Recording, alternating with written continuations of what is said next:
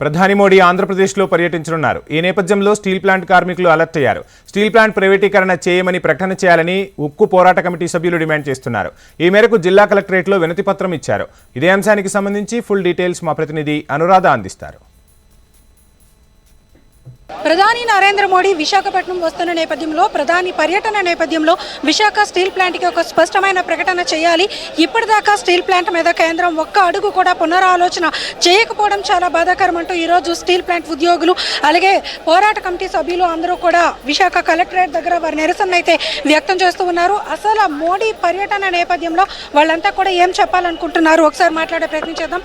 Madam చెప్పండి, steel plant అన్న దాన్ని పూర్తిగా అంశాన్ని పక్కన పెడుతున్న వైనం కనిపిస్తుందని మీరంతా కూడా సంవత్సరాల కొద్దీ ఉద్యమం చేస్తున్నారు. సో విశాఖ పర్యటన కోసం ప్రధాని నరేంద్ర మోడీ వస్తున్నారు, ఏం చెప్పాలి? ప్రధాని నరేంద్ర మోడీ గారికి మేము ఒకటే ప్రకటన చేయదలుచుకున్నాం. మీరు తెలంగాణ వెళ్ళి సింగరేణి ప్రైవేటు పరం చేయం, ఛత్తీస్గఢ్ వెళ్ళి అక్కడ స్టీల్ ప్లాంట్ని ప్రైవేట్ పరం చేయం, అలాగే ఈ పక్కన విశ్వేశ్వరయ్య స్టీల్ ప్లాంట్కి 15,000 కోట్లు ఇచ్చాం ప్రకటన చేశారు కదా. వైజాగ్ వస్తున్నారు కదా, వైజాగ్ స్టీల్ ప్లాంట్ని ప్రైవేట్ పరం చేయమని స్పష్టమైన ప్రకటన చేయాలి. మీరు అదానీ ఫ్రెండ్ అయితే వైజాగ్ రావద్దు. మీరు విశాఖపట్నం ప్రజలు, ఆంధ్రప్రదేశ్ ప్రజల యొక్క ఫ్రెండ్ అయితే విశాఖపట్నం రండి. విశాఖ స్టీల్ ప్లాంట్ నేను ప్రైవేట్ పరం చేయను, సొంత గనులు ఇస్తాను, సెయిల్లో విలీనం చేస్తాను, బకాయి జీతాలు చెల్లిస్తాను, తక్షణం ప్లాంట్ నడవడానికి 15,000 కోట్ల రూపాయలు ఎయిడ్ ఇస్తానని ప్రకటన చేయదలుచుకుంటే రండి, లేకపోతే మీరు రావద్దు. మేము మిమ్మల్ని డిమాండ్ చేస్తున్నాం. ఎందుకంటే 4 సంవత్సరాల నుండి మేము పోరాడుతున్నాం. ఇది ఒట్నే రాలేదండి. 32 మంది ప్రాణాల బలిదానంతో వైజాగ్ స్టీల్ ప్లాంట్ వచ్చింది. 1,00,000 మందికి ఉపాధి కల్పిస్తోంది. ఈరోజు విశాఖ నగరం ఉంది అంటే పబ్లిక్ సెక్టార్ వల్ల ఉంది. ఆంధ్ర రాష్ట్రంలో విశాఖ నగరానికి మించిన నగరం ఏముందండి?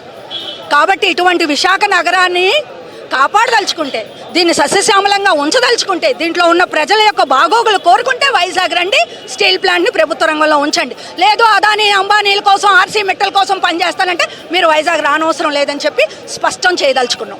ఇప్పుడు ఆల్రెడీ మోడీ పర్యటనని ఖరారు చేశారు, ఏర్పాట్లు చేస్తున్నారు. ఈ నేపథ్యంలో ఆర్ఎస్ మెటల్ స్టీల్ ప్లాంట్ కూడా శంకుస్థాపన చేసే అవకాశం ఉంది అని సమాచారం అయితే వస్తుంది. ఇటుపక్క ఈ స్టీల్ ప్లాంట్ చూస్తే పూర్తిగా అవపోసన దశలో ఉంది. మరోపక్క ఇంకొక స్టీల్ ప్లాంట్కి శంకుస్థాపన అంటున్నారు. మరి కూటమి ప్రభుత్వం సపోర్ట్ చేస్తూ మోడీ పర్యటనని విజయవంతం చేయాలంటున్నారు, మీరేం చెప్పాలి? సార్, అంటే ఆల్రెడీ మోడీ పర్యటన కోసం ఏర్పాట్లన్నీ కూడా పూర్తయ్యాయి.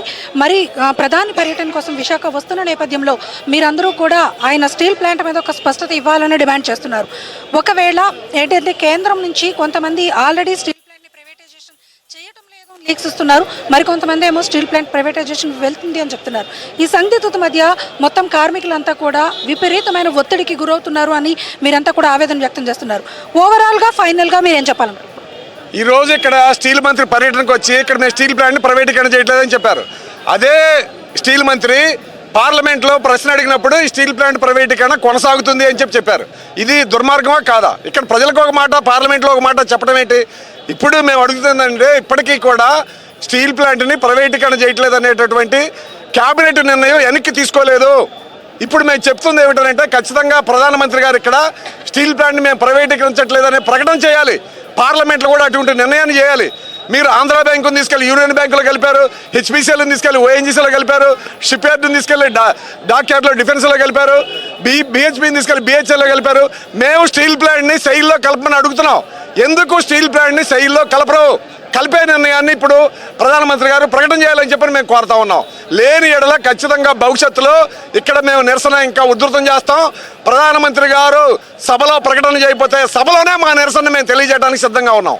ఇది ఇక్కడ మొత్తానికి స్టీల్ ప్లాంట్ కార్మికులు అలాగే పోరాట సమితి కమిటీ సభ్యులు అందరూ కూడా ఒకటే మాట చెప్తున్నారు. ఖచ్చితంగా మేమంతా కూడా స్టీల్ ప్లాంట్ ప్రైవేటైజేషన్ కాకుండా ఉండాలి అని గత కొన్ని సంవత్సరాలుగా మేము ఒక ఉద్యమాన్ని చేస్తున్నాం. అయినప్పటికీ కూడా కేంద్ర ప్రభుత్వం దాన్ని పట్టించుకోలేదు. కాబట్టి ఖచ్చితంగా మేము ఇప్పుడు ప్రధాని పర్యటనలో ఆ డిమాండ్ కనుక ఆయన ఒక స్పష్టత ఇవ్వకపోతే కనుక ఖచ్చితంగా మేము ప్రధాని పర్యటనలో నిరసన కార్యక్రమాలకు కూడా ముందడుగు వేస్తామని చెప్పి తెలియజేస్తున్నారు. మరి చూడాలి స్టీల్ ప్లాంట్ మీద ఎలాంటి వచ్చే అవకాశం ఉంటుంది, దాని మీద మోడీ ఎలా స్పందిస్తారు అన్నది. వీడియో జర్నలిస్ట్ ధనుష్తో అనురాధ, HM TV, విశాఖ.